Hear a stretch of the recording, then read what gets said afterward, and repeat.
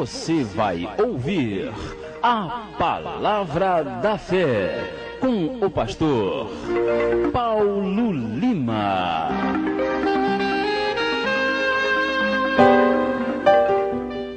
Bem, irmãos, nesse momento nós passamos para a Palavra de Deus, a Palavra da Fé, nesta manhã abençoada, nesta manhã, hoje dia 27 de março de 2009, é uma sexta-feira.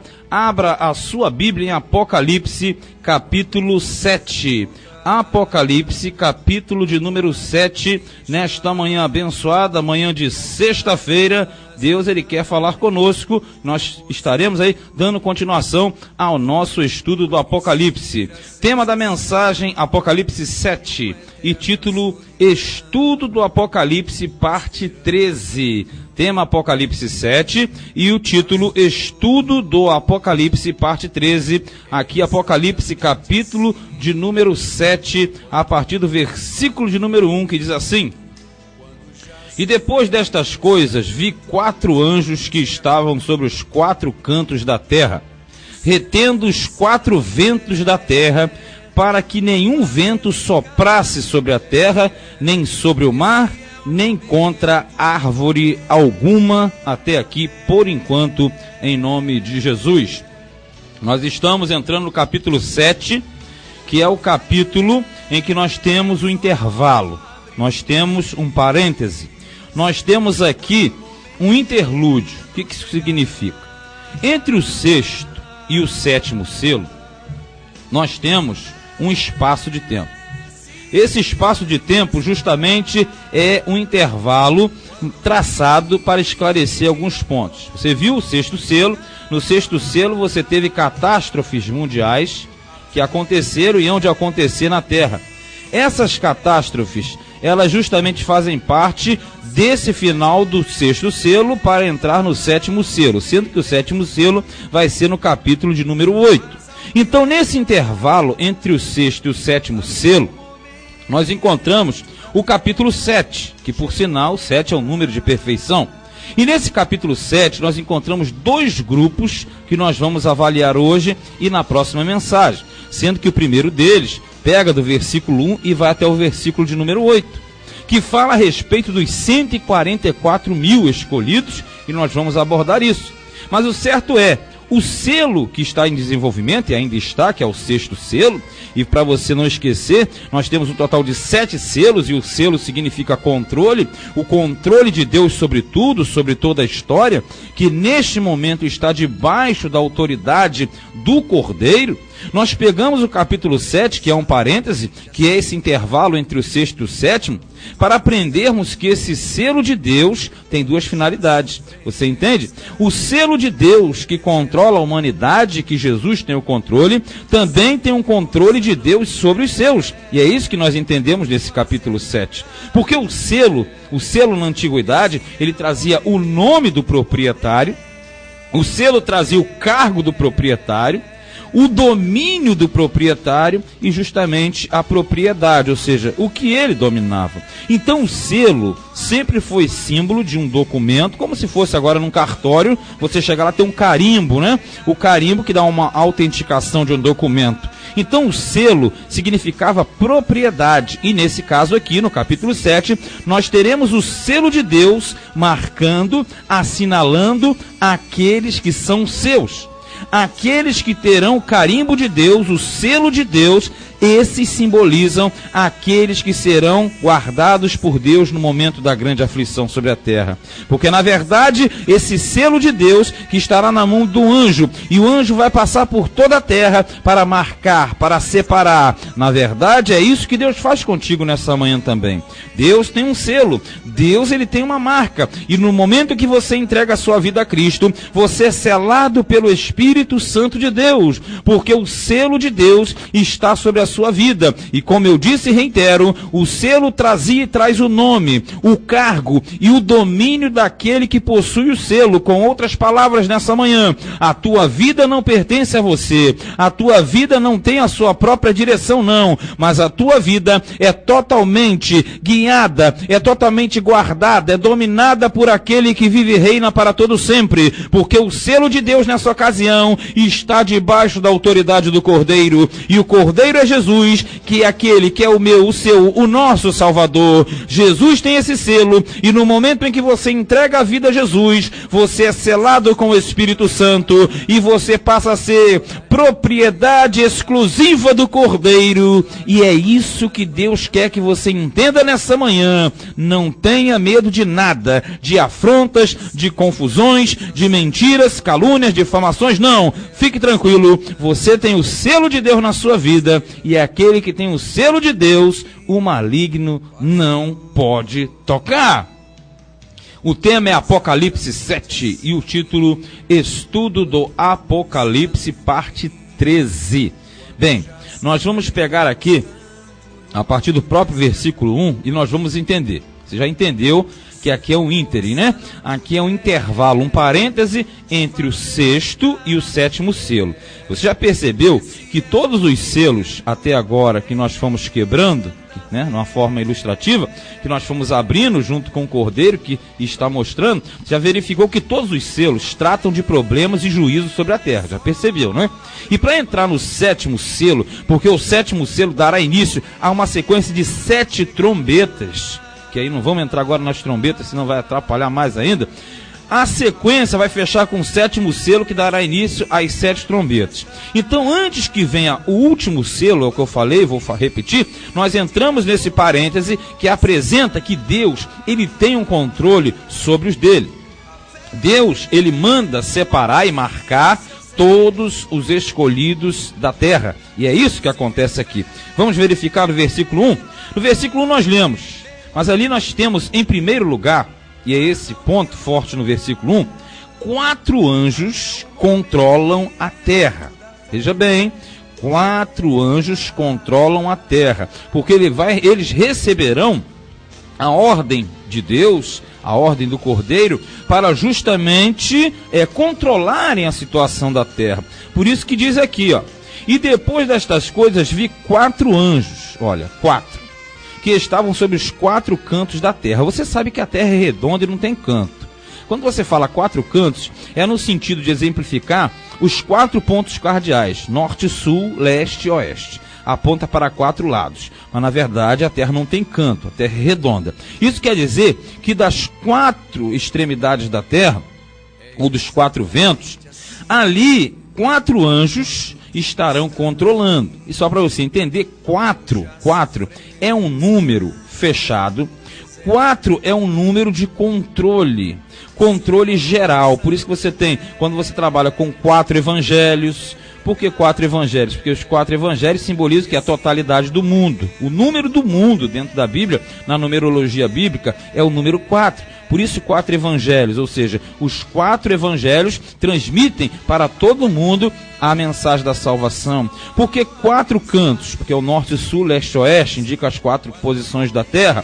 Por que 4 ventos? Indicando as 4 posições. Por que 4 anjos? Porque os 4 anjos serão aqueles que estarão nas 4 extremidades da terra. Por que 4 animais viventes? Porque simbolizam a totalidade do mundo e por aí vai. Você já deve ter entendido mais ou menos o que significa o número 4. Então diz que 4 anjos estarão retendo os ventos da terra, para que nenhum vento soprasse sobre a terra, nem sobre o mar, nem contra árvore alguma. Vamos entender aqui. Tudo aqui é sentido figurado. Há quem leia isso aqui e entenda que os anjos vão segurar os ventos e não vai haver vento em lugar algum. Aí já morreria todo mundo por falta de respiração. Porque se não tiver vento, automaticamente ninguém vive. Não é isso? Calma.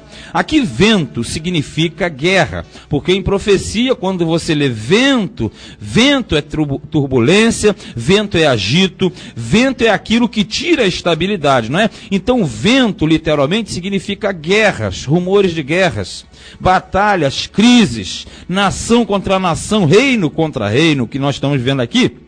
é que, na verdade, haverá um período em que as guerras cessarão de sobre a terra. Por isso que diz que segura os 4 ventos, quer dizer, não haverá guerra de parte alguma do mundo. Para que nenhum vento soprasse sobre a terra, porque a terra é símbolo de onde habita o homem. Nem sobre o mar, porque biblicamente mar significa povos. E nem contra árvore alguma, porque árvore é um símbolo de um país, de uma nação. De uma forma geral, árvore, mar, terra simboliza que sobre o planeta que nós vivemos não haverá guerras durante um período. E por que isso vai acontecer? Porque isso aqui é justamente a preparação para o império do anticristo. É a preparação do império falsa paz.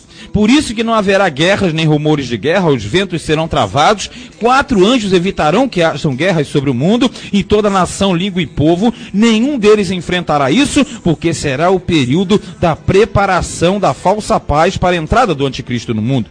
E é neste contexto do período que será chamado de grande tribulação que haverá o arrebatamento da igreja. E essa mensagem é justamente para tranquilizar que durante o período da tribulação, aqueles que são de Deus já estarão separados.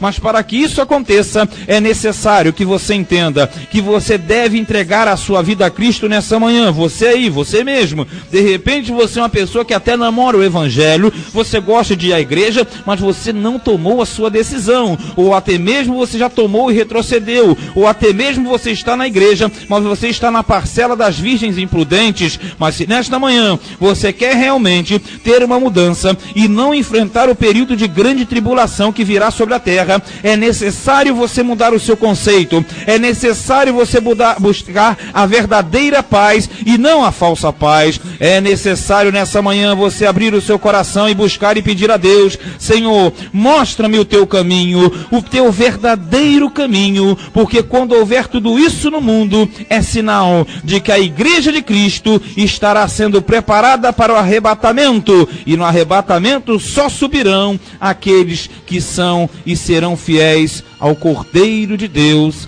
Faça isso nesta manhã, porque 4 anjos controlarão a terra naquele período. E esse período não é para você.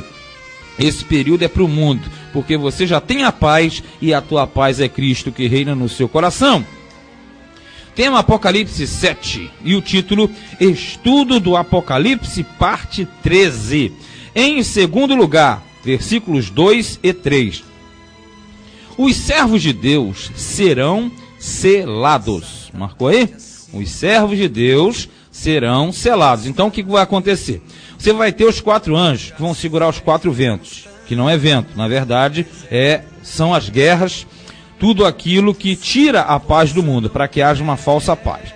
Nessa falsa paz, muita gente, até mesmo da igreja, e é isso que a gente alerta, porque tem gente que se ilude com essas coisas. Não, cuidado. O fato de você estar na igreja é uma coisa, mas vai haver o período da apostasia. Já está acontecendo o período da apostasia. E a apostasia é o abandono da fé. Então, nesse período, é justamente quando acalmarem, as guerras, quando os anjos segurarem os ventos, para que não haja tormentos, aí vai acontecer o quê? Vai acontecer a colheita, o rapto da igreja. Por isso que no versículo 2 e 3, você tem os servos de Deus sendo selados. Isso é símbolo de controle exclusivo de Deus sobre o seu povo. Quer conferir comigo? E vi outro anjo subir da banda do sol nascente, quer dizer, o oriente, porque tudo na Bíblia sempre é voltado para o oriente, porque o sol nascente, o sol simboliza Deus, que no reflexo, quando Jesus aparece como o sol resplandecente, porque o sol é o astro que simboliza Deus em profecia. Então, quando diz que vem do lado do oriente, ou seja, do sol nascente, quer dizer que vem da parte de Deus. E que tinha o selo do Deus vivo, tá vendo aqui? E o selo, você já sabe, o selo trazia o nome, trazia o cargo e o domínio, porque quer dizer que aquilo ali passava a ser propriedade exclusiva dele. E clamou com grande voz aos 4 anjos, a quem fora dado o poder de danificar a terra e o mar. Olha só, aqui é o seguinte: os 4 anjos que seguram os ventos, Vê se você entende. São os mesmos que depois eles vão liberar para que aconteça tudo de ruim na terra. Então, quando você tem um espaço entre o sexto e o sétimo selo, Deus está mostrando o quê? Que antes que venha o sétimo selo com as trombetas e as consequentes taças, que serão o período da grande tribulação na terra, Deus vai mandar os anjos segurarem. Para quê? Para que dê tempo de Deus marcar os seus e recolher os seus. Mas eles têm poder para danificar a terra e o mar. Mas eles não farão isso, porque o outro anjo que veio de Deus, ele clama e diz, olha, não faça nada. Não faça nada por enquanto eles não forem marcados. Veja no 3, dizendo, não danifiqueis a terra, nem o mar, nem as árvores. Você sabe que terra é símbolo do homem. Você sabe que mar são os povos. Você sabe que árvores são nações, reinos. Até que hajamos assinalado nas suas testas os servos do nosso Deus. Você entendeu? Se não entendeu, eu vou explicar. Aqui é o seguinte, a paz da terra falsa vai começar. E é justamente o período em que Deus, ele vai recolher os seus escolhidos. E os seus escolhidos possuem o selo de Deus. O selo é símbolo de propriedade exclusiva dele. Por isso que o anjo que vem de Deus, que vem do Oriente, que vem do nascente do sol, diz, para, não façam nada na terra, enquanto os servos de Deus não forem selados. Enquanto os servos de Deus não forem marcados. Meu querido, nessa manhã, eu pergunto, você já entregou a sua vida a Jesus? Você já está selado? Você já está marcado para aquele dia? Porque muita gente não entende. Se você não tomar uma decisão, se você não servir a Deus em verdade, em espírito e em verdade, o principal, se você não fizer realmente aquilo que Deus quer para a sua vida, não se engane, você não terá essa diferença naquele dia, naquela hora, porque tudo isso acontecerá antes do período da grande tribulação. Esse sinal, este selo é ponto marcante de que Deus não abandonará os seus, de que Deus estará sempre marcando o seu povo. E se nesta manhã você olha para o céu e diz, meu Deus, o que será de mim? Eu digo para você, será o melhor para você, porque se você ouve, se você gosta, se você se agrada de Deus, da palavra de Deus, se você é um servo que gosta de fazer a vontade do seu Senhor, saiba, a marca do Cordeiro está sobre a sua vida. E assim como no Egito, o sangue do Cordeiro no umbral das portas não permitiu que o anjo da morte entrasse, também nessa manhã nada de mal vai te acontecer, porque diz o Salmo 91, que aquele que habita no esconderijo do Altíssimo, a sombra do Onipotente descansará. Deus, ele sempre guardou os seus, Deus sempre guardará os seus. Deus te conhece por nome e ele sabe de você. Portanto, não tenha medo de nada disso. Em vez de ficar com medo, tenha certeza, faça um propósito com Deus de servir a Deus em verdade, sabendo a verdade de Deus. Porque tem muita gente perdendo tempo com tanta besteira, enquanto as coisas de Deus, as coisas sérias, estão ficando de lado. E isso faz com que a pessoa, ela não tenha uma perfeita compreensão. Mas Deus está falando contigo nessa manhã. Antes do arrebatamento, antes da grande tribulação, Deus, ele está marcando o povo dele. Tomara que nesta manhã ele esteja olhando para você como um servo marcado, como uma pessoa chamada, eleita, escolhida, tirada do meio da fornalha de fogo ardente, porque Deus sempre marca e sempre guarda os seus, como guardou a Daniel na cova, Sadraque, Mesaque e Abdenego dentro da fornalha e tantos outros. Assim será também contigo. Tema Apocalipse 7, título Estudo do Apocalipse, parte 13. E nós temos aqui, você verificou em primeiro lugar, 4 anjos controlam a terra. Por quê? Controlam porque depois que Deus tirar os seus, aí vai ficar ruim aqui, muito ruim mesmo.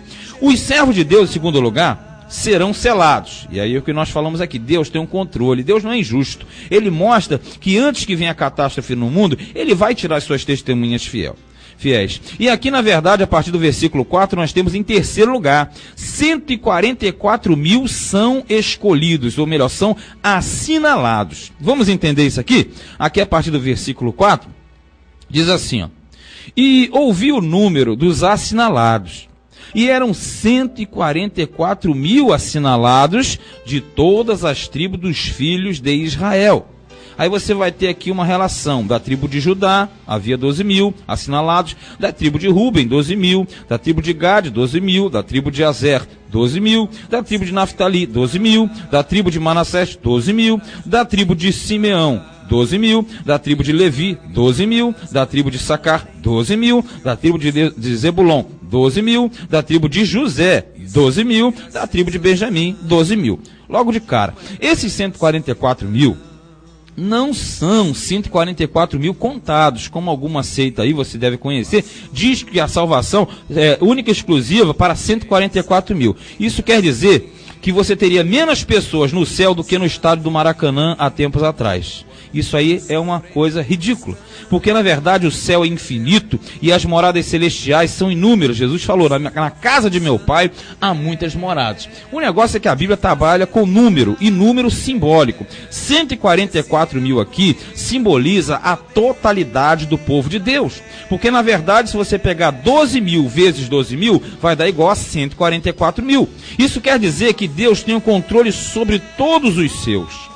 E aqui não envolve somente Israel não, tá? Quando fala os israelitas, é porque você tem a junção do povo de Deus. Quando você fala os 144.000, você tem os do passado e os do presente, ou seja, você tem tanto Israel como você também tem a igreja. Porque na tribo individual, ainda identificada, a tribo de Judá, que é a primeira da lista, você confere no versículo 5, ela diz respeito aos judeus, que é o povo da antiga aliança. Mas as outras tribos foram espalhadas pelo mundo. As outras tribos simbolizam a igreja de Cristo, que está espalhada por todo mundo. E tem diferenças. Por exemplo, aqui nessa tribo aqui aparece a tribo de Levi, que no passado não tinha terra. Nessa tribo aqui, nessa divisão, aparece José, que também não aparecia no passado. E você tem a falta de Dan e a falta de Efraim. Eu vou falar disso já já.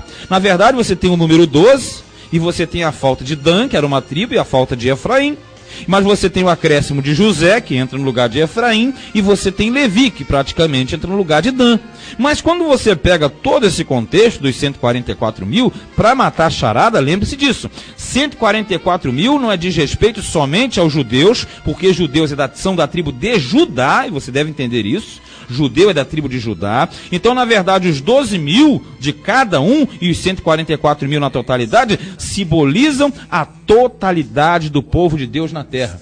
Não somente da antiga, mas da nova aliança também. Porque você tem os judeus que vêm de cara, porque a salvação vem dos judeus, mas você também tem as outras tribos. E você tem todas essas tribos, simbolizando que Deus, ele tem controle sobre todos nós. Nós também fazemos parte dessa situação. Isso quer dizer que Deus separa dentre todo mundo, gente de todo o povo, língua e nação, porque o reino de Israel foi dividido e espalhado pelo mundo, e simbolicamente nós fazemos parte também desse grupo, esse grupo que é assinalado, esse grupo que é eleito e escolhido para não passar pela grande tribulação. Mas tem mais, se você pega 144.000, que na verdade na numerologia você tem que somar, você pega 4 e 4 que são 8, e você pega mais um que é 9. Sabe por quê? Porque 9 é número de dom. Isso quer dizer que pela graça, pelo dom infinito de Deus, ele marca, ele separa e ele evita que nós passemos pela grande tribulação.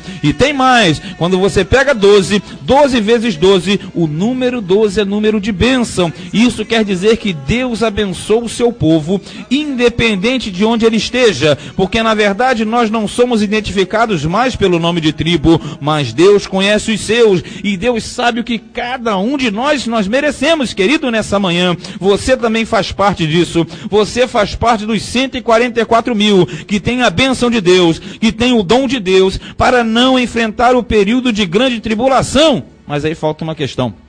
Você vai falar, irmão, e a tribo de Dan e a tribo de Efraim que sumiram? Sabe por quê, querido? Eu vou explicar isso para você rapidinho. No meio do povo de Deus, você tem uma parcela imprudente. E essa parcela imprudente, ela é simbolizada por duas tribos, sabia disso? Por que a tribo de Dan? Porque a tribo de Dan foi uma tribo rebelde. Deus deu a terra para eles, eles saíram da terra deles para ir buscar a terra na casa dos outros. E ali eles transgrediram, ou seja, Dan simboliza o povo de Deus, a parcela rebelde. E Efraim, meu irmão, tu pergunta, Efraim era soberba. Efraim era super soberba, sempre se achava melhor, e Efraim, justamente, ela demonstra o que? A soberba no meio do povo de Deus, a falta da humildade. Querido, bote uma coisa na sua cabeça: metade da igreja é prudente, metade é imprudente. A parábola das 10 virgens te garante isso. Quando Jesus voltar, ele vai buscar a igreja fiel, da lâmpada acesa, que pratica a vontade de Deus, que tem nome de vive e está vivo, não que tem nome de vive e está morto. As duas tribos que nós não encontramos aqui, elas simbolizam duas parcelas de cristão, duas parcelas de povo de Deus. A tribo de Dan são os rebeldes. Como no nosso meio tem muita rebeldia, muitos que ouvem e não querem praticar, descobrem a verdade, mas não querem abandonar o erro, continuam pregando aquilo que sabem que não é a verdade, mas por interesses eles continuam a proclamar isso. Eles sabem que não é o certo, mas eles continuam porque tem lucro, porque tem vantagem. E a outra parcela no nosso meio, que é a tribo de Efraim, é a tribo soberba. São aqueles que humilham os mais pobres, são aqueles que acham que são os bambambãs do negócio, mas que na verdade não olham para o seu Deus, que não faz acepção de pessoa. Então cuidado nessa manhã. Essa parcela bate com muitas igrejas dos 7 capítulos, das 7 igrejas dos capítulos iniciais. E se você nessa manhã não entendeu, saiba, nós fazemos parte da totalidade do povo de Deus, que tem a marca dele, mas quando nós não fazemos a vontade dele, ele não vai nos tirar não, ele vai deixar. Por isso que na grande tribulação muitos vão ficar, porque não honraram e não valorizaram. Então, cuidado, eu posso ficar e você também, porque se eu estou aqui é pela misericórdia e graça infinita de Deus. E hoje eu estou aqui, mas se eu não vigio, amanhã eu não estou mais não. E é isso que você deve entender, sempre fazendo a vontade de Deus, porque assim diz a palavra, assim nós cremos e assim será, hoje e sempre, em nome de Jesus. Amém. E graças a Deus, que Deus te abençoe em nome de Jesus.